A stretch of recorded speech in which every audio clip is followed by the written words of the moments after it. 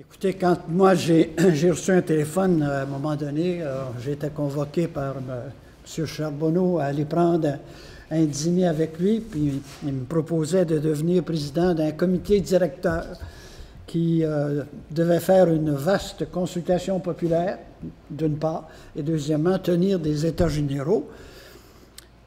J'ai accepté assez rapidement. Ce que Jean-Pierre oublie peut-être, c'est que je me souviens qu'il m'avait dit « Je tiens absolument à ce que ça soit une démarche citoyenne. Hein? » Est-ce que le titre du document qu'on a imprimé ensuite, c'était ça, notre thème, c'était « Prenez votre place ». Et on avait, dans notre affiche, on avait une chaise vide. On disait « Prends ta place ». Et ça, quand on raconte ce qui s'est passé, ce qui se passe aujourd'hui, puis malheureusement, ce qui va se passer demain, je trouve que les Québécois, nous autres, les Québécoises, on est tranquilles. Là. Parce que la démarche que j'ai vécue, c'est une démarche extraordinaire. C'est la plus grande, à mon point de vue, dans toute l'histoire du Québec, parce que sûr qu'on aurait aimé ça avoir 500 puis 1000 personnes, mais on a quand même rencontré au-delà de 2000 personnes. Et je me souviens qu'à peu près dans le même temps, Gérald Larose faisait une commission, lui, sur la langue. Oui. Puis il me disait toujours, maudit chanceux, Claude, moi j'ai eu 12 personnes hier, puis t'en as eu 150. Mais parce que c'est vrai, quand on fait des consultations citoyennes, il n'y a pas grand monde qui se déplace. Les gens jasent beaucoup dans les cuisines, puis dans les bureaux, puis ils se plaignent un peu partout. Mais quand on leur dit, venez donc, c'était avant Twitter, puis... oui, malheureusement, oui. Mais ce que je vais vous expliquer, c'est que c'était une démarche quand même formidable. Hein? On avait ces questionnaires-là. D'abord, on a imprimé 4 millions d'invitations qui ont été distribuées dans chacun des foyers du Québec en disant « Préparez-vous, le comité directeur s'en vient ». Puis je voulais dire aussi, quand M. Charbonneau, le ministre, dans le temps, disait « Je veux que ce soit une démarche citoyenne », il m'avait dit « Moi, le seul que je vais nommer, c'est toi. Je vais te donner une liste pour t'aider, parce que moi, je ne savais pas trop. Je vais te donner une liste, mais tu n'es pas obligé de les prendre. » Et il me disait « Pour que je puisse dire, parce que pendant toute la tournée, c'était immanquable, en début de séance, il y avait toujours quelqu'un qui prenait le micro pour nous dire « Hey, qu'est-ce que ça donne, cette affaire-là? Vous êtes une gang de péquistes, puis avec les péquistes, il ne se passe jamais rien. Vous allez venir nous jaser de toutes sortes de choses, puis vous ne ferez rien. » Puis je disais « Non, non, on n'est pas une gang de péquistes. Monsieur Shapiro, ça, c'est le recteur de l'Université McGill. Je serais bien surpris qu'il soit péquiste.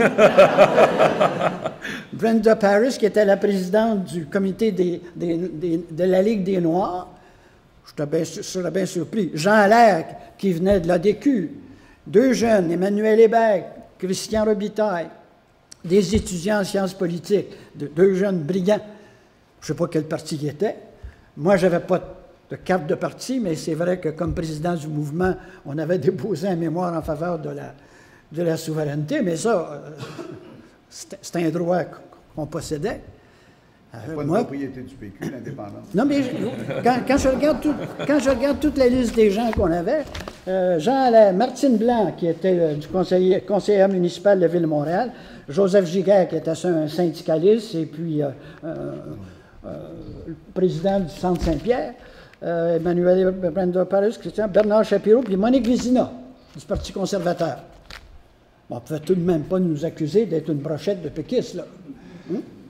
On avait une équipe vraiment ouverte, puis ça a fait des discussions quand même extrêmement importantes. On a fait 27 séances dans 20 villes. On a rencontré au-delà de 2000 personnes. On a reçu au-delà de 2400 questionnaires, en plus des gens qui étaient venus nous parler. Donc, tu sais, l'opinion d'à peu près 4000 personnes, c'est déjà beaucoup. On a reçu 237 mémoires, des mémoires de toutes les grandes associations, centrales syndicales, chambres de commerce, des mémoires sérieux. C'est curieux, hein? Tout le monde disait oui, c'est rare ceux qui disaient non, non, il ne faut pas toucher à ça, c'est le système idéal. Il y en avait quelques-uns. Il y a toujours des professeurs qui se distinguent en contredisant tous les autres. Mais il y avait, je ne nommerai pas de nom, mais il y en a un, lui... il y a du faux, Christian Dufault. C'est pas moi qui le dis, mais... Appuyé par Joseph Facal. Alors, quand je regarde tout ça, et que finalement, on a eu à Québec pendant 3 jours, 1000 personnes, donc 100 ateliers de 10 personnes, hein, il y avait des tables, qui avaient à répondre à toutes ces questions-là, et ensuite à voter, et qu'on est sorti avec des votes là, qui n'étaient pas juste à peu près, des votes forts, des votes solides, sur le mode de scrutin. Dans les questionnaires, il y avait 92 personnes qui nous disaient « il faut changer le mode de scrutin ». Je veux juste faire une parenthèse. Remarquez bien que les citoyens, parce que moi j'avais le droit d'aller au caucus. J'ai été au caucus du Parti libéral, puis j'ai été au caucus du Parti québécois. L'ADQ, ils n'ont pas eu le temps. Mais... Il n'y avait pas de caucus, il était tout seul.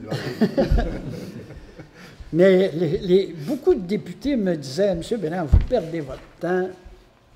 Les citoyens, ils ne connaissent pas ça. Les modes de scrutin, ils ne connaissent pas ça. L'initiative populaire, ils ne connaissent pas ça.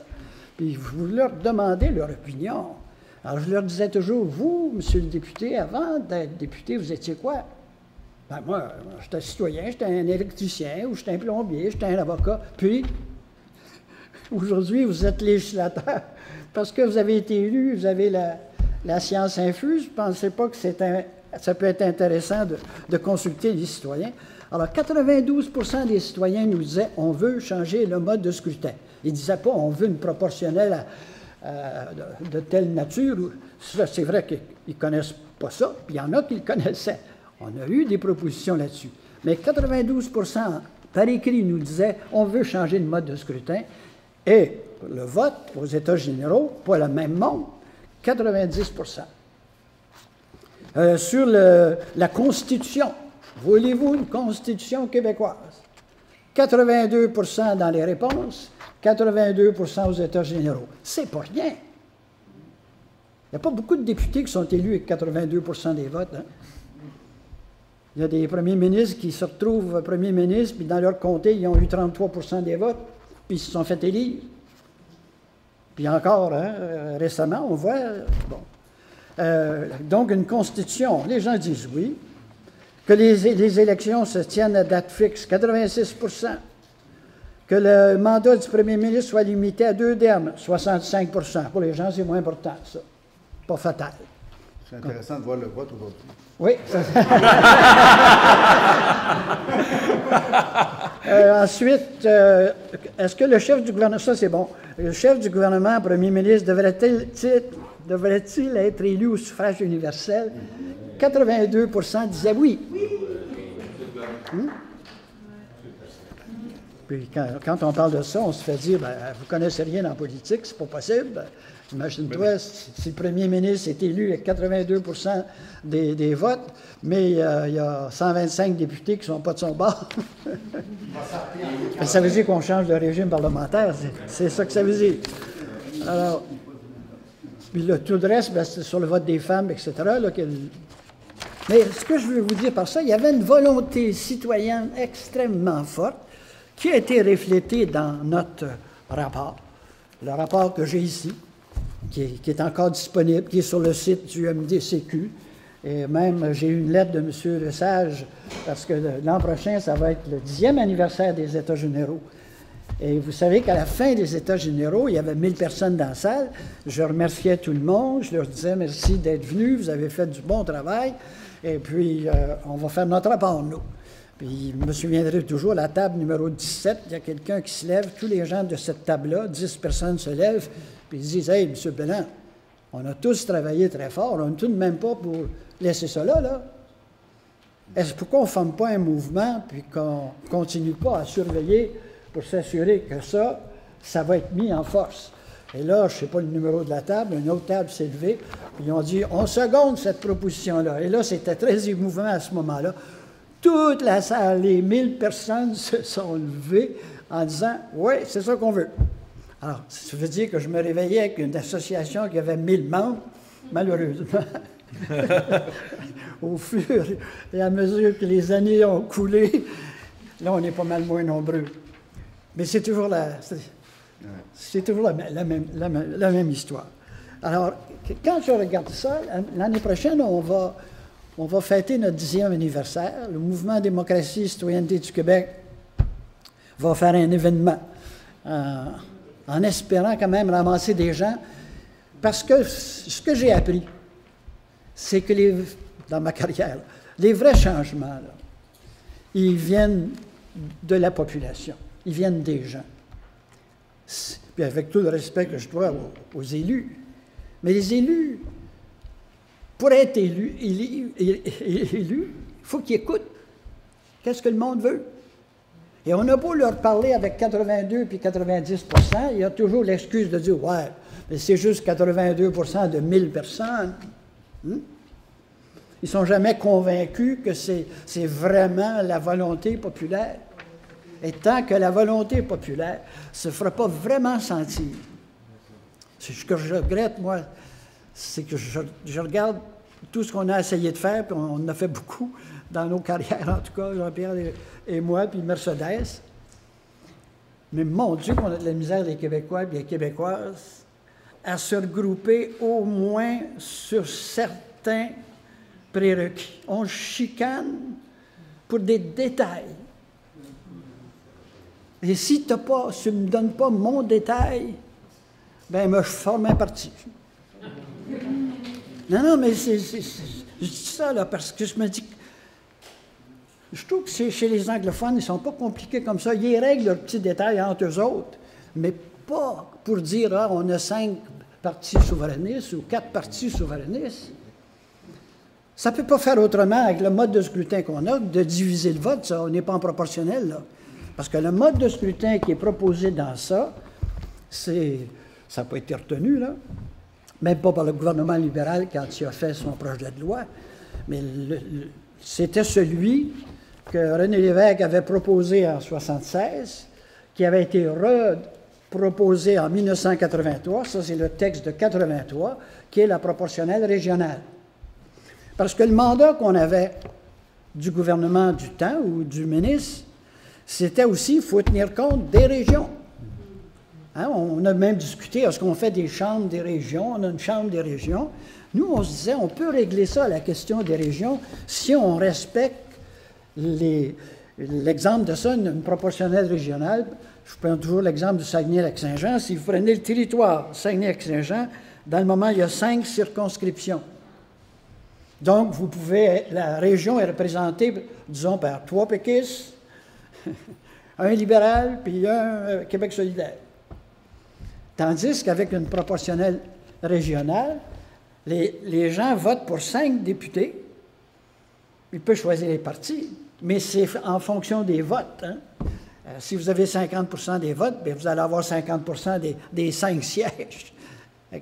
Alors, c'est ça qui est la proportionnelle régionale. Je vais en parler. Et nous aussi, on a adopté ça dans notre rapport. Il y a juste Jean Allaire qui s'était montré dissident de ça, mais le comité était unanime.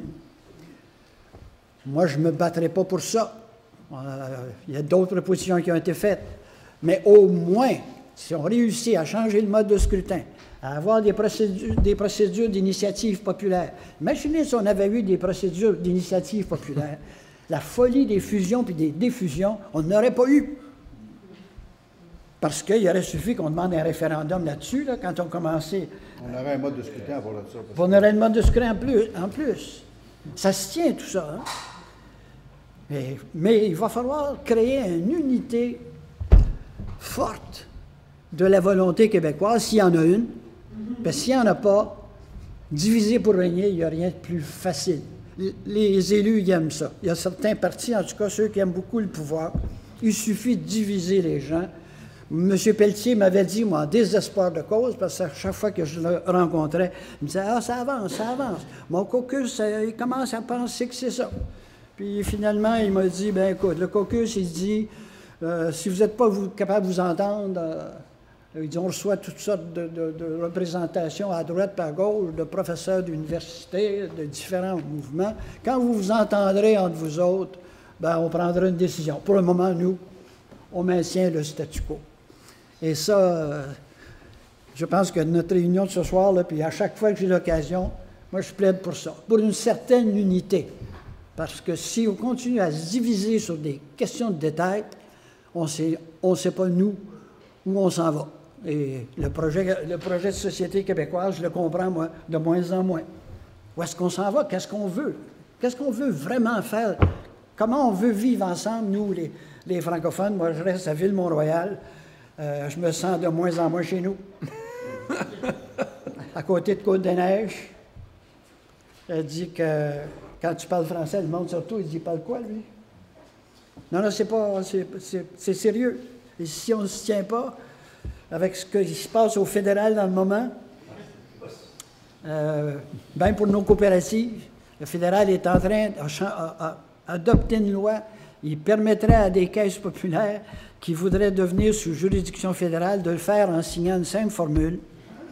Et dans cette nouvelle formule-là, ça vous donne le droit d'élire des membres en fonction du capital que vous investissez.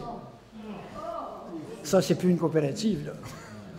Ça, c'est une espèce de mix avec des gens qui sont élus par le capital, puis des gens qui sont élus par la démocratie. Madame Hervieux-Payette m'a appelé un dimanche l'année passée, puis elle a dit « Allez donc, M. Belland, au Sénat, je vous ai inscrit comme témoin. Desjardins n'a pas voulu y aller. » Puis au moins, elle dit que ça n'a pas de bon sens. Je ne changerai rien, mais au moins, ça va être dans le dossier. Mais il gruge. Dans un bill omnibus qui avait 325 articles, puis il y en avait 5 qui changeaient la loi des banques et qui disaient désormais les coopératives fédérales vont être sous réduction de la loi des banques. Puis il n'y a pas personne qui a levé le petit doigt. C'est comme si on était en train de se faire gruger.